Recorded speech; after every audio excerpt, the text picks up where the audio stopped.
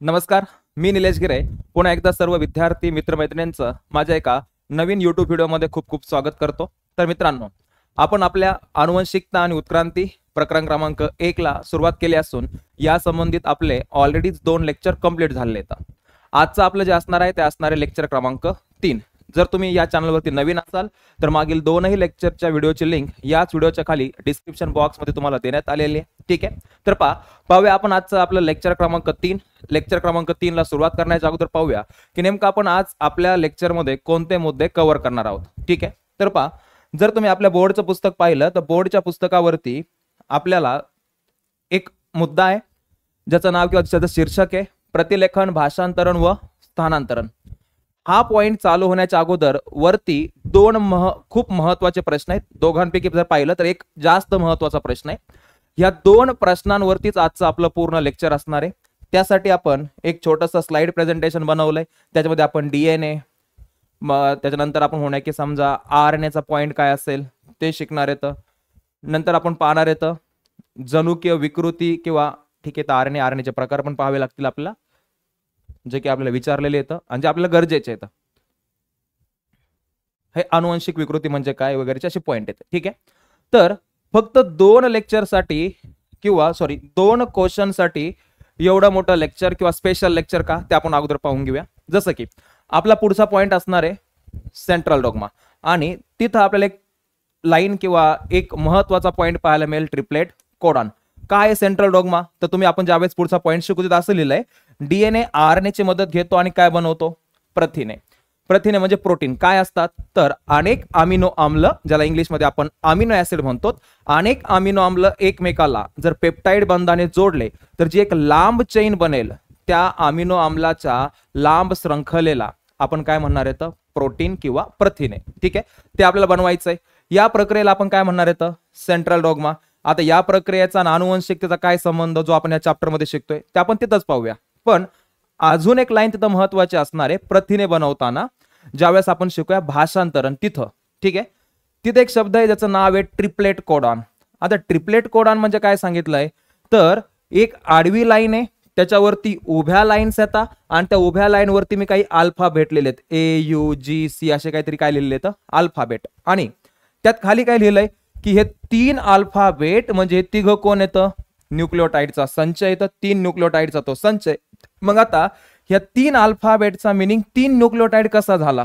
ठीक आहे, आडवी लाईन आणि उभ्या लाईन न्यूक्लियोटाइड कशा झाले, आणि दुसरी गोष्ट त्या 3 न्यूक्लियोटाइडचा संच हा तुम्हाला एका अमिनो आम्लाकरता कोड किंवा संकेत देत असतो। ठीक आहे, आणि याला आम्ही काय म्हणणार आहे ट्रिपलेट कोडॉन, जो की आपल्या पुढच्या मुद्द्यामध्ये म्हणजे ज्यावेळेस आपण भाषांतरण शिकू त्या पुढच्या लेक्चरचा आपला मुद्दा आहे।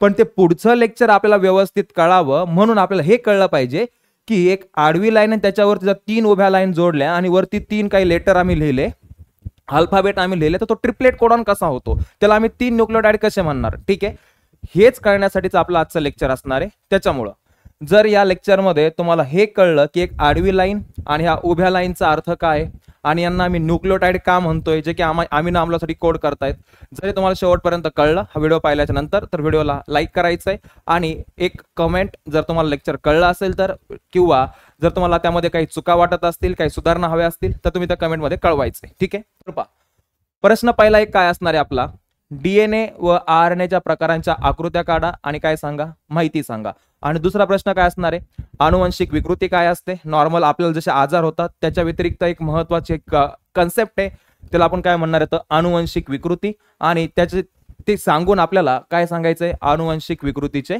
नाव। तर ठीक आहे, पहिला पाहूया आपण डीएनए। आपण डीएनए चे खूप सारे प्रकार असतात, जसं की आपण जो नॉर्मली शिकतो तो बी डीएनए असतो, त्याच्या व्यतिरिक्त ए डीएनए, झेड डीएनए असे वेगवेगळे प्रकार असतात। आपल्याला डीएनए चे प्रकार नाही शिकायचे जास्त, आपण फक्त डीएनए च्या स्ट्रक्चर कडे लक्ष देणार आहेत जे की आपल्याला गरजेचं आहे। पण आरएनए चे प्रकार आपण 3ही शिकणार आहेत, कारण त्याच्याशिवाय आपल्याला काय कळणार नाही सेंट्रल डॉग्मा, आणि 3ही आपल्या पण पुस्तकात दिलेले आहेत। मग पहिला पॉइंट पाहू आपण डीएनए म्हणजे काय। अगोदर आपण डीएनए चं स्ट्रक्चर पाहूया आणि मग आपण मूळ मुद्द्यावरती येऊया। तर आपल्याकडे जर पाहिलं तर आपली जी पेशी आहे, पेशीचा जो केंद्रक आहे त्या केंद्रकाच्या आतमध्ये काही आम्ल येतात। मग ही आहे पेशी पेशीचा केंद्रक आणि केंद्रकामध्ये काही आम्ल येतं, त्यांना आम्ही काय म्हणतो, न्यूक्लिक आम्ले किंवा त्याला आपण काय म्हणतो, केंद्रक आम्ले. आणि ह्या केंद्रक आम्लकाचे आपल्याकडे दोन प्रकार आहेत. एक जो प्रकार आहे तो आहे आपल्याकडे डीएनए, त्याला म्हणतात डीऑक्सीरायबो न्यूक्लिक आम्ल, आणि दुसरा आहे आरएनए, ज्याला आपण म्हणणार तर रायबो न्यूक्लिक आम्ल. असे दोन प्रकारचे आम्ले आपल्याला आपल्या पेशीमध्ये सापडतात. ठीक आहे. डीएनए हा नेहमी केंद्रकातच असतो, तसं रायबोन्यूक्लिक आम्ल जे आहेत ते केंद्रकात, तसंच बाजूला जो बाहेर पेशीद्रव असतो किंवा कोशिका द्रव असतो त्याच्यामध्ये पण सापडू शकतात किंवा राहतात. कोण? आरएनए. पण हे जे दोन प्रकारचे आपल्याकडे न्यूक्लिक आम्ल येतं, एकाचं नाव आहे डीएनए आणि एकाचं नाव कोण आहे? आरएनए. तुम्ही दोघांकडे पण जर पाहिलं तर ते दोघं नेमके आहेत कोण? तर ती एक कोण आहे? श्रृंखला आहे, तो एक धागा आहे, ती एक लांब चैन असते. कोणाची असते? तर न्यूक्लिक आम्ले ज्या चैनचे किंवा ज्या धाग्याचे बनलेले असतात त्या धाग्याचं नाव असतं पॉलीन्यूक्लियोटाइड श्रृंखला, पॉलीन्यूक्लियोटाइड धागा किंवा बहुन्यूक्लियोटाइड कोण? साखळी. म्हणजे अनेक न्यूक्लियोटाइड एकमेकाला जोडल्याच्या नंतर जी एक लांब साखळी बनेल, जी एक लांब श्रृंखला बनेल, त्याला आम्ही काय म्हणणार येतं? कोणती चैन? बहुन्यूक्लियोटाइड चैन किंवा बहुन्यूक्लियोटाइड साखळी, त्यालाच आपण म्हणतो पॉलीन्यूक्लियोटाइड श्रृंखला. ठीक आहे. अशा दोन श्रृंखला जर एकमेकाच्या बाजूला गुंडाळल्या गेल्या तर ते स्ट्रक्चर असेल आपलं कोणाचं? डीएनएचं. म्हणून आपण म्हणतो की डीएनए हा किती धाग्याचा बनलाय? दोन धाग्याचा, कारण त्याच्याकडे अशा दोन कोण असतात? श्रृंखला. आणि त्या श्रृंखलेचं नाव काय असतं किंवा त्या चैनचं नाव काय असतं किंवा त्या साखळीचं नाव काय असतं? तर त्या साखळीचं नाव असतं बहु किंवा पॉली न्यूक्लियोटाइड चैन.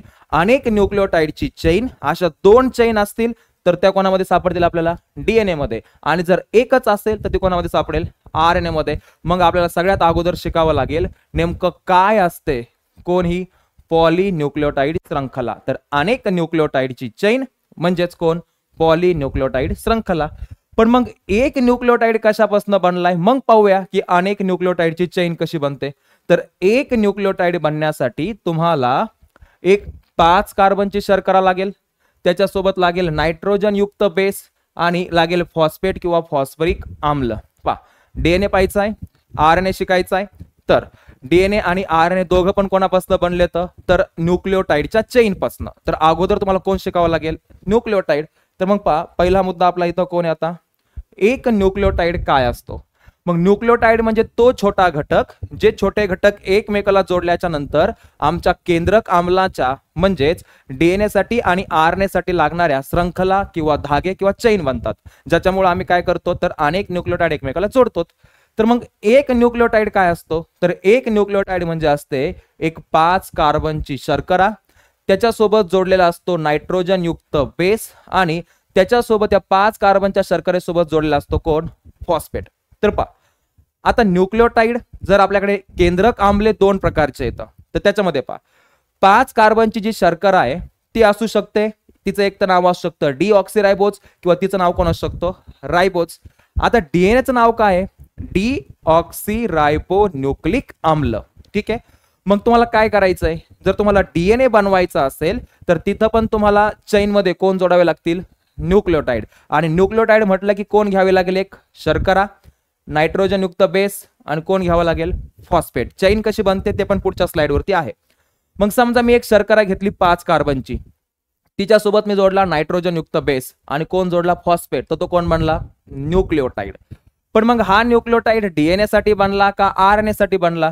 तर मग आता ते कशावर आधारित आहे? तर पहिली गोष्ट, शर्करा कोणती घेतली? 5 कार्बनची तर आहे, पण जर तो डीएनए असेल तर ती शर्करा असते डीऑक्सीरायबोज, पण जर तो आरएनए असेल तर ती असते रायबोज नावाची शर्करा. मग पहिला डिफरन्स काय आला दोघांमध्ये?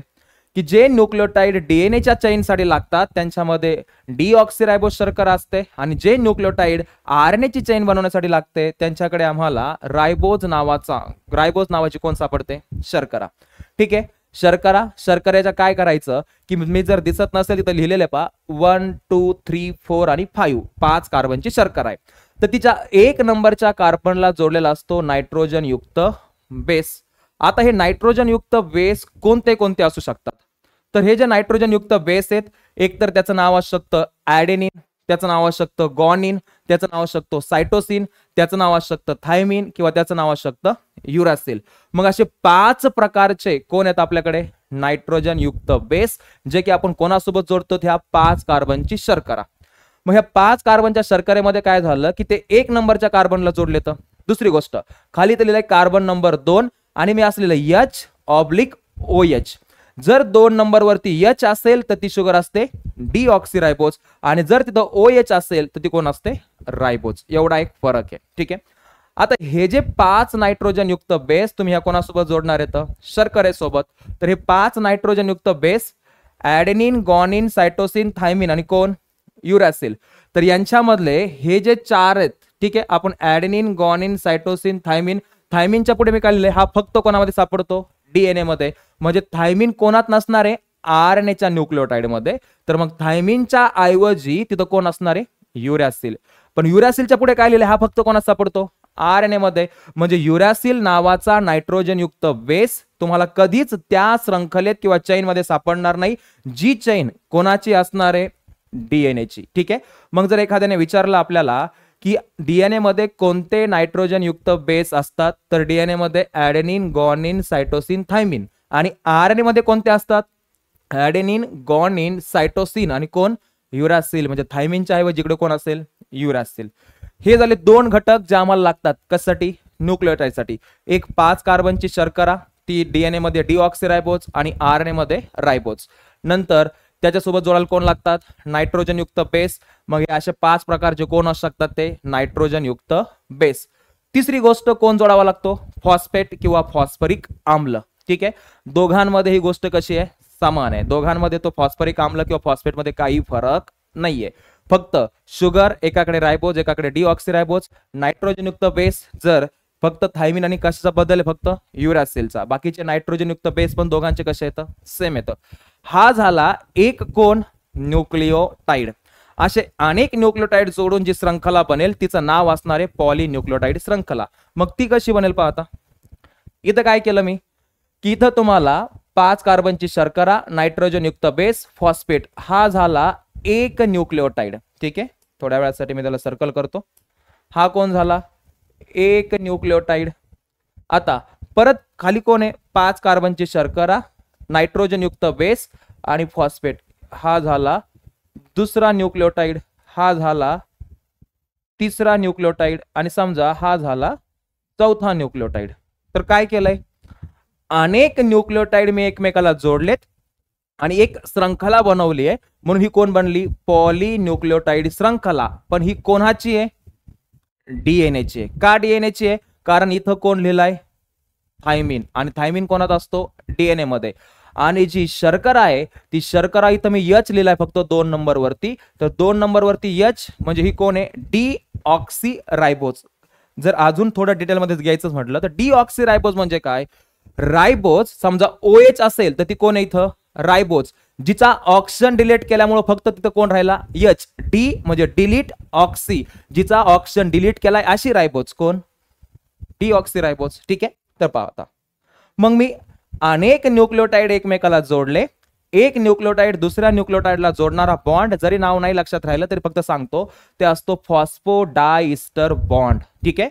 मग समजा हा आणि हा ह्या ज्या बॉन्डने जोडले त्याचं नाव कोण आहे फॉस्फोडायस्टर बॉन्ड. हा पण कोण येतं फॉस्फोडायस्टर बॉन्ड. डिटेल मध्ये जायचं नाहीये. त्याचं नाव असतं 3-5- फॉस्फोडायस्टर बॉन्ड. का कारण याच्या 3 नंबरची पोझिशन आणि याच्या 5 नंबरच्या पोझिशन मध्ये तो बनलेला असतो. ठीक आहे. ते तुम्ही 11वी-12वी मध्ये डिटेल मध्ये शिकाल.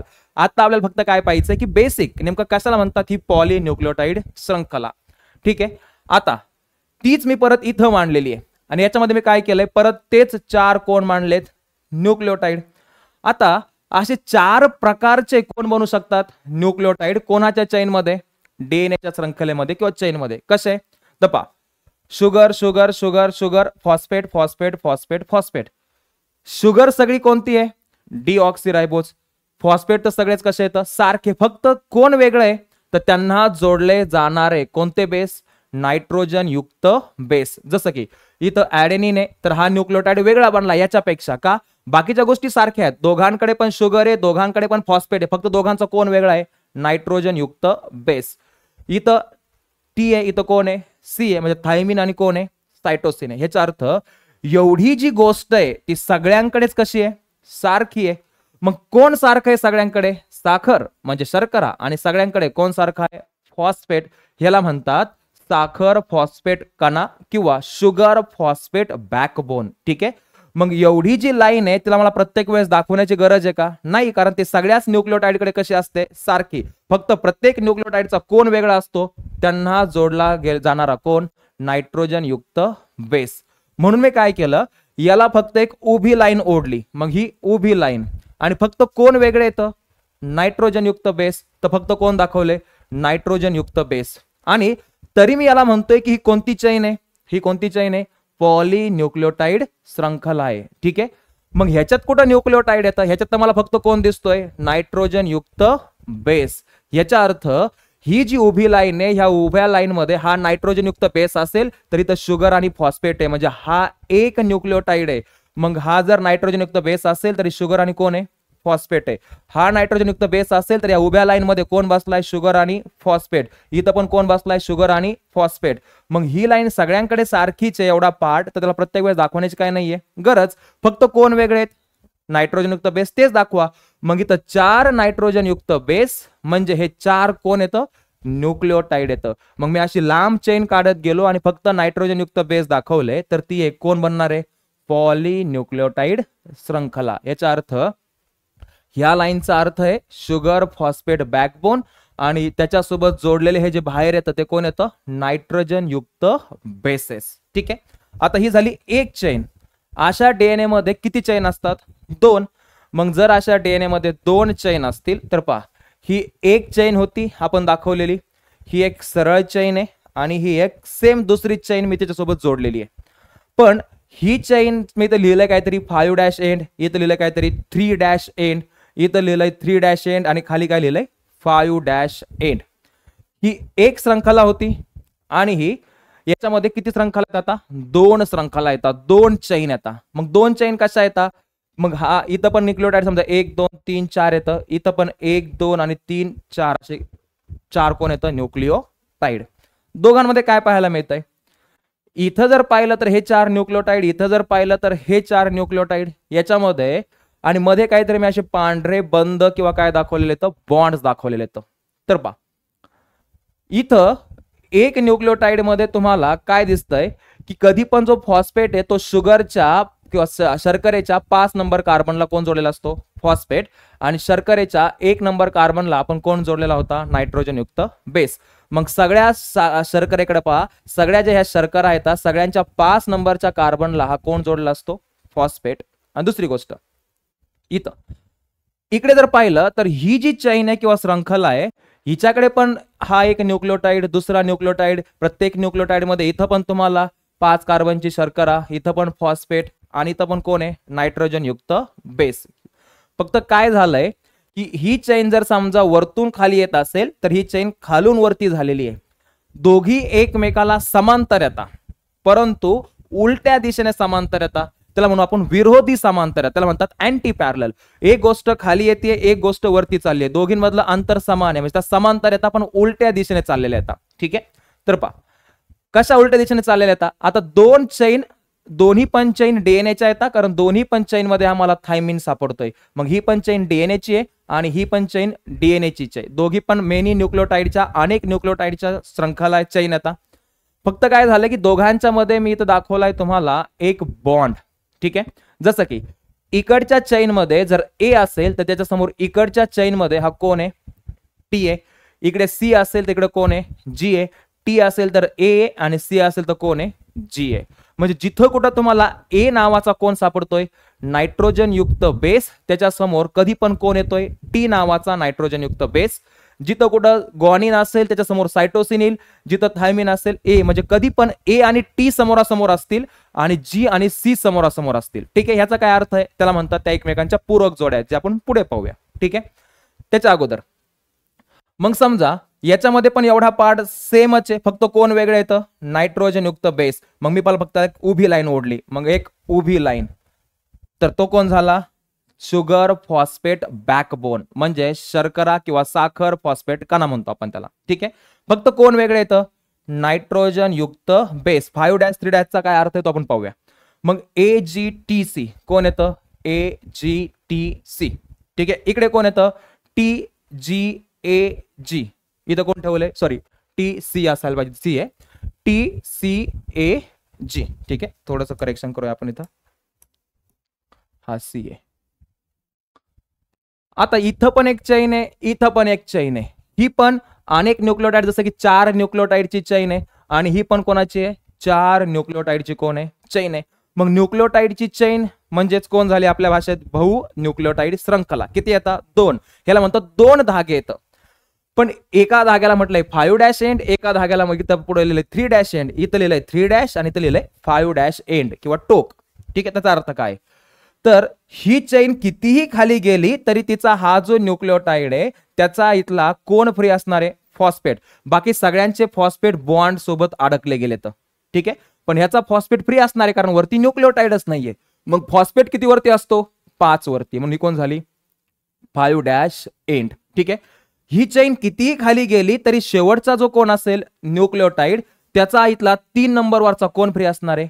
OH. ठीक आहे. तुम्ही शर्कराचं स्ट्रक्चर मागे जाऊन परत पाहू शकतात. 3 नंबरवरती कोण असतो? OH. म्हणून 5 नंबरवरचा फॉस्फेट फ्री असेल तर ही झाली 5' एंड आणि 3' वरचा OH फ्री असेल तर त्याला म्हणतात 3' एंड. तसंच इकडे पण आहे. ही जी चैन आहे ही चैन इकडे कितीही लांब गेली तरीचा 5 नंबरवरचा कोण फ्री आहे? फॉस्फेट. मग 5 नंबरवरचा फॉस्फेट फ्री म्हणून कोण झाली? 5' एंड. आणि चैन इकडे कितीही लांब गेली तरीचा 3' वरचा कोण फ्री आहे? OH शेवटच्याचा, म्हणून ती कोण झाली? 3' एंड. ठीक आहे. मग तसंच एक 5' to 3' आणि दुसरी 3' to कोण? 5' राहिला. आता की 2 वेगवेगळ्या चैन येतात, 2 वेगवेगळ्या श्रृंखला येतात, पण ह्या एकमेकाला कशा जोडल्या गेल्या? तर त्या एकमेकाला जोडण्यासाठी आम्ही बनवले हे पांढऱ्या कलरचे हायड्रोजन बंध, हायड्रोजन बॉन्ड.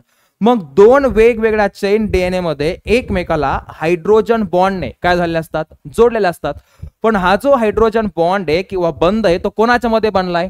तर या श्रृंखलेवरचे नायट्रोजन युक्त बेसेस आणि या दुसऱ्या श्रृंखलेवरचे कोण येतं? नायट्रोजन युक्त बेसेस. यांच्यामध्ये कोणता बॉन्ड बनवला मी? हायड्रोजन बॉन्ड किंवा हायड्रोजन बंध. तर तो बॉन्ड कसा बनतो? तो नेहमी ए आणि टी च्या मध्ये डबल हायड्रोजन बंध आणि नेहमी जी आणि सी च्या मध्ये कोण असणार? ट्रिपल किंवा तिहेरी हायड्रोजन बंध. मग ए आणि टी हे नेहमी एकमेकांना दुहेरी हायड्रोजन बंधाने, जी आणि सी हे नेहमी एकमेकांना तिहेरी हायड्रोजन बंधाने काय झालेले असतात? जोडलेले असतात. ठीक आहे. आता झाल्या 2 चैन ज्या की डीएनए मध्ये असतात. पाहता या 2 चैनला काय केलं मी की ह्या ज्या 2 चैन आहेत मी त्यांना फक्त एकमेकांच्या बाजूला असं ट्विस्ट केलं किंवा गुंडाळलं तर त्या दोघी अशा झाल्या. मग एक चैन कोण होती? 5' to 3'. तिच्याकडे कोण कोण होतं? AgTC. मग 5' कडनं AgT आणि कोण आहे? C आहे. दुसऱ्यावरती कोण होता? 3' कडे TCAG. आणि एकमेकांना कोणत्या बंधाने जोडले गेले तर? दुहेरी आणि तिहेरी हायड्रोजन बंधाने. ठीक आहे. तर मग हे जे स्ट्रक्चर बनलं ह्यालाच म्हणतात डीएनए ची दुहेरी सर्पिलाकार कोण? संरचना. मग मी एक असं स्ट्रक्चर काढलंय. तर किती चैन आता किती श्रृंखला येतात? 2 श्रृंखला. श्रृंखलेचं नाव काय आहे? पॉलीन्यूक्लियोटाइड श्रृंखला. का म्हणतोय पॉलीन्यूक्लियोटाइड श्रृंखला? कारण त्याच्यामध्ये अनेक कोण जोडले गेले तर? न्यूक्लियोटाइड्स. ठीक आहे. मग अनेक न्यूक्लियोटाइड जोडून ही श्रृंखला बनली आहे म्हणून ही कोण झाली? पॉलीन्यूक्लियोटाइड श्रृंखला. अशा 2 श्रृंखला एकमेकाला सर्पिलाकार संरचनेमध्ये एकमेकाच्या बाजूला जोडलेल्या असतात. मग 2 ज्या चैन येतात त्या एकमेकाच्या बाजूला अशा हेलिकली ट्विस्टेड, त्याला मराठीत काय म्हणतात? सर्पिलाकार आकारामध्ये किंवा रचनेमध्ये त्या एकमेकांच्या सभोवताली त्या ठिकाणी अरेंज असतात. ठीक आहे. अशा पद्धतीने कोणाचं स्ट्रक्चर झालं? डीएनएचं. कसं दिसतंय? 2 चैन एकमेकाच्या बाजूला कशा रचनेमध्ये येतात? सर्पिलाकार संरचनेमध्ये येतात आणि दोन्ही पण चैनचं नाव कोण आहे? पॉलीन्यूक्लियोटाइड श्रृंखला. मग अशा किती श्रृंखला डीएनए मध्ये असतात? 2. म्हणून आपण म्हणतो की डीएनए हा 2 धाग्यांपासून बनलेला आहे आणि एक धागा हा अनेक न्यूक्लियोटाइडचा असतो म्हणून आम्ही त्याला बहुन्यूक्लियोटाइड धागा श्रृंखला किंवा चैन म्हणतो किंवा पॉलीन्यूक्लियोटाइड चैन. अशा किती असतात? 2 ज्या एकमेकाच्या बाजूला ट्विस्ट असतात आणि जोडलेल्या असतात हायड्रोजन बंधाच्या माध्यमातून. तो हायड्रोजन बंध कोणाच्या मध्ये बनलेला असतो? तर 2 चैन मध्ये जे न्यूक्लियोटाइड येतं त्यांचे जे नायट्रोजन युक्त बेस येतं त्यांच्यामध्ये 2 किंवा 3 कोण बनलेले असतात, हायड्रोजन बंध. आता यांना म्हणतात की ह्या एकमेकांच्या पूरक जोड्या येतात. पूरक जोड्या म्हणजे काय, ए च्या समोर नेहमी कोण असणार, टी असणार आणि सी च्या समोर नेहमीच कोण असणार, जी. मग ह्याला म्हणतात की ही झाली पूरक जोडी आणि ही पण कोण झाली, एकमेकांची पूरक जोडी.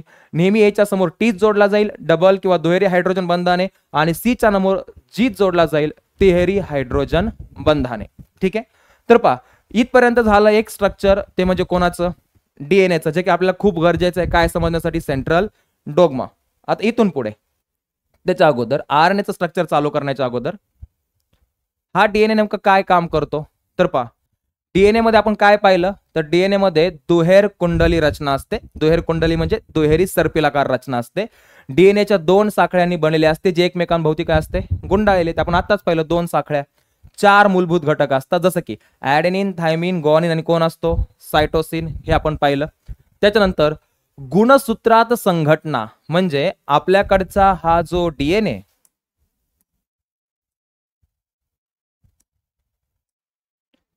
हा डीएनए आपल्या केंद्रकात आहे, पण केंद्रकात कसा बसलाय, तर केंद्रकात तो एका स्ट्रक्चर मध्ये पॅक असतो.